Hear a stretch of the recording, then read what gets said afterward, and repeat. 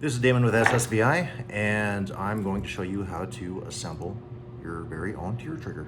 So pay attention, and hopefully it goes smooth for you too.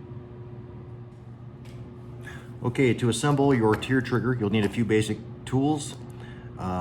Most of the stuff I would imagine most of you guys have at home. So I've got a small pair of little pliers. Any kind of needle nose plier would work. These are actually for chainmail, but this is what I use. Hard steel hammer, size of it really doesn't matter, and a softer mallet of some sort. Then I've got a 3/32 punch. This is like a Brownell's AR-15 punch, and I use this for both pins. Okay, so you're gonna get your Tyr shoe and your safety. Color of those may vary. And you've got all your little parts. So there's gonna be 2 each, the small pins, fatter pins, and springs. So I'm just gonna throw everything here in the little tray.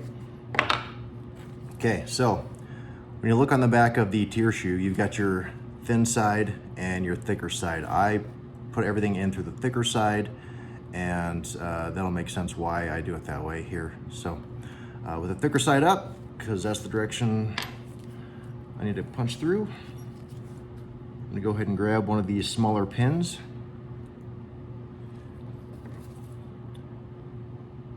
Now when I start this pin in, I'm actually pushing down on the hole with the pliers too, because you want to be just kind of resting on it. Then when you smack it, you've bumped it and then scratched up the finished or whatever, the anodized.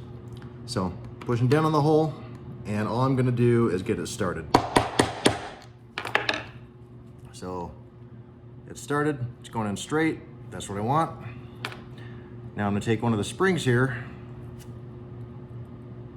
place that in the hole. That should sit there just fine on its own.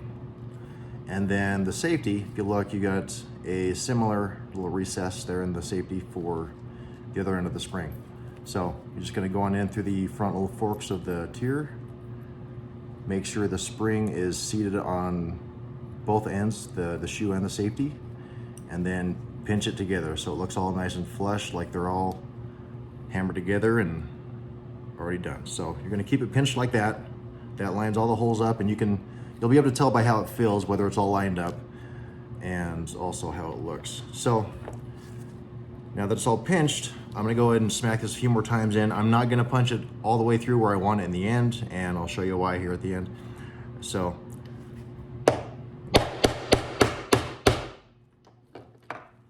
there, now it's keeping the safety in place. It's not totally in, and there's a reason for that. So with that nub of the pin sticking up, I'm gonna grab the fatter pin,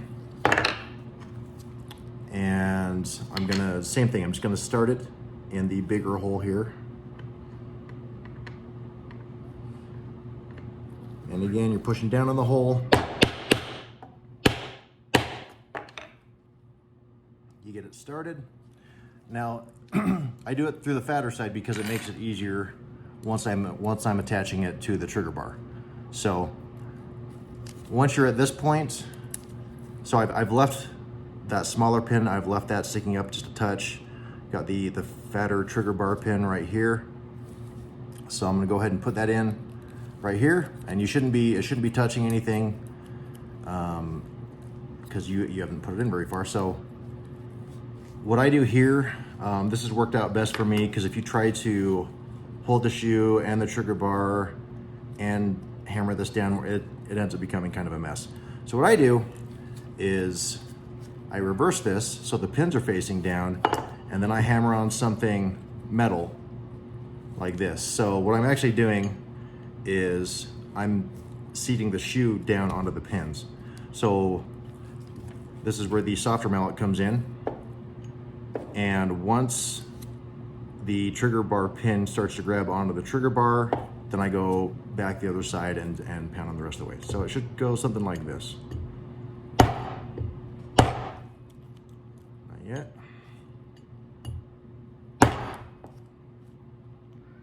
Okay, so it started to grab on there. So now I flip it over, And again, I'm sticking with a wood surface, something that's not going to mar up anything. And see, from here I can let go of the trigger bar, it's not going anywhere, and then I'll go ahead and seat these pins in the rest of the way.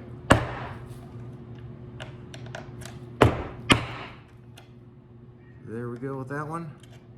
And the smaller pin. Done deal. So there we have it. All the pins are nice and flush or recessed just a tad. And everything should be moving smooth and bind free. That's how it's done.